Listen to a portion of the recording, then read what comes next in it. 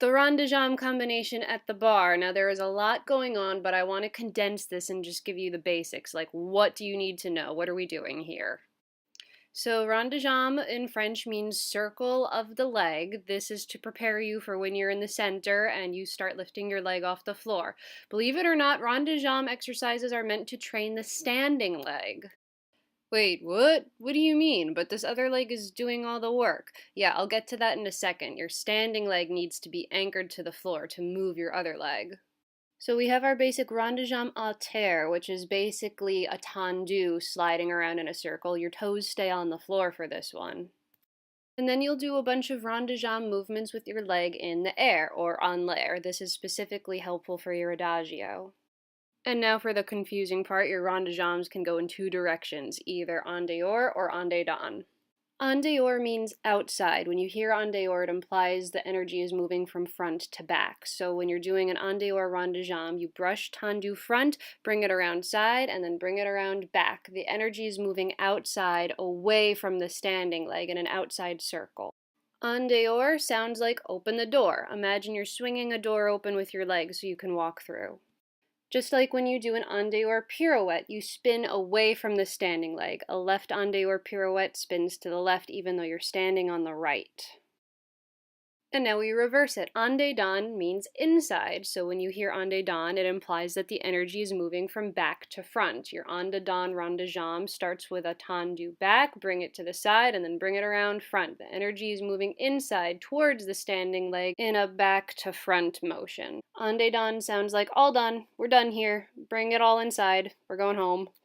So then an en dedans pirouette means all the motion and effort is going in towards the standing leg. If you're doing an en dedans pirouette to the left, you're on the left leg and turning to the left. Side note, this is still a rond de jambe video. You won't be expected to do pirouettes in your rond de jambe combination. I just wanted to further explain the differences between en dehors and en dedans. Your basic rond de jambe combination will, however, have a plie. Every once in a while, a combination starts with a plie or has a plie in it. Plie is what helps you find your turnout again. It's easier to turn out with bent knees. Most combinations will start en dehors, and you'll do your basic rond de jambe à terres, brushing through first position to the side and back. Another little plie to help find your turnout. Sometimes we'll do something called a double rond, which is just two fast ones. Sometimes we'll even have three fast. It depends. We'll do slow, we'll do fast. The accent is always on the brush. If you're going en dehors, you always want that sweep to the front to be on the downbeat of the music. Then we'll gradually start taking the leg a little higher. We'll brush up like a dégagé, 45 degrees or 90 degrees. Sometimes we'll do ronds with our leg en l'air, 45 degrees or 90 degrees. I'll get to what those degrees mean in a second. And higher still, you'll sweep the leg in the air, you might do a big développé, or you might just do some big sweeping grand battements to stretch your hips out, all to raise the level of the leg.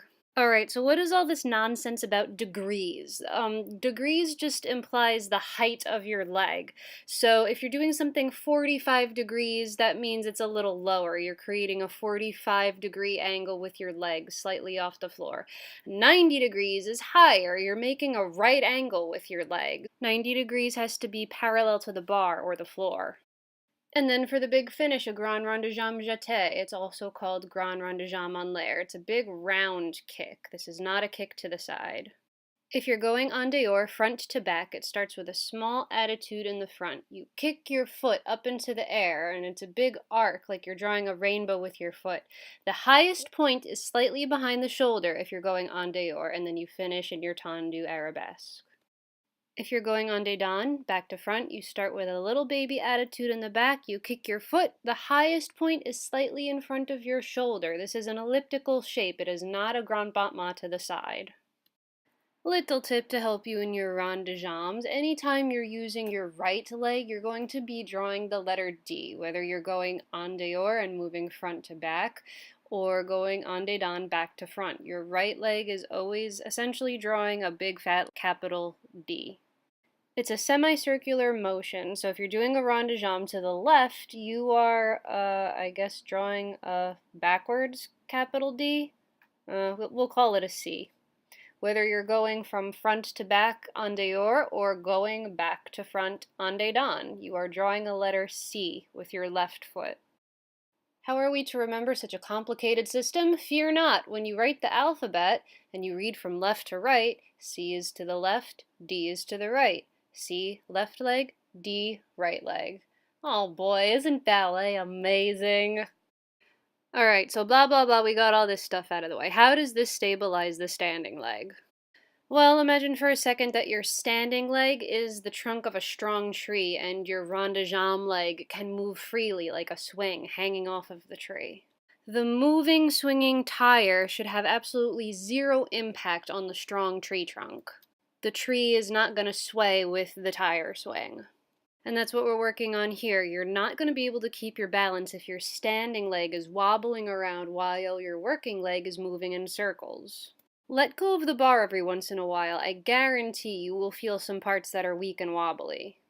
So we have to focus on our hips. Do not let your hips wobble and make big hula hoop movements. Your hips have to stay very still. Some teachers say, keep your hips quiet. I don't know what that means. But imagine your leg is moving completely independent of your pelvis, just like that tire swing is completely isolated from the tree trunk. One has nothing to do with the other. Your hips don't have to move just to move your leg. Imagine your leg and your hip are two separate things. The more you lift up and pull out of that standing leg, the easier it will be. And this is not exclusive to rond de jambe. This happens everywhere in ballet. You always have to feel like your leg can move freely without affecting your hips. We just really start to focus on it in rond de jambe. This is like the first combination that really brings it to your attention. So be conscious of this all the time. If you want to incorporate your arms into your rond de jambe combination, your arms typically follow what your leg is doing. So if you're doing en dehors legs, you do en dehors arms, and if you're doing en dedans legs, you will do en dedans arms.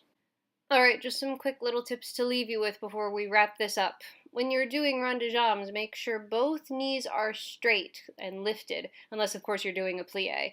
But do not bend the rond de jambe knee to make room to slide through first position. If anything, you have to lift up more on the standing leg. Never bend the rond de jambe knee. Keep it straight. Also, don't overcross your leg. You have to imagine that you've got this invisible wall kind of sticking out of the middle of your body, where your belly button is. Your legs can never cross this invisible belly button wall. It's not just for rond de jambes, this actually goes for all movements in ballet. Your foot has to leave from a first or a fifth position, not overcrossed. It actually applies to your arms too. Your arms should never cross the center of your body. Anytime you brush your foot through first position, relax the whole foot on the floor. Brush through first position. Don't scrunch or grip your foot. You gotta relax the whole thing on the floor. So again, the hardest part about a rond de jambe combination is to keep the hips still. Don't let your hips wiggle. Don't let them move with the standing leg. You have to really do the opposite. If you keep your weight over the standing leg, it will be easier. Remember, you're like this strong tree trunk, and no matter what your leg does, it does not affect your hips at all. Avoid sitting in your heel and your hyperextension. If you keep slightly more weight in your toes, it becomes easier to control the knee and rotate the thigh and rotate all of those muscles that help keep the whole leg turned out. If you do this right, you will feel your butt muscles get very sore. You actually have to imagine that your butt muscles are rotating like an en dehors feeling from front to back. And so concludes our rond de jambe video. Hopefully you have a better understanding of what is going on during this crazy combination.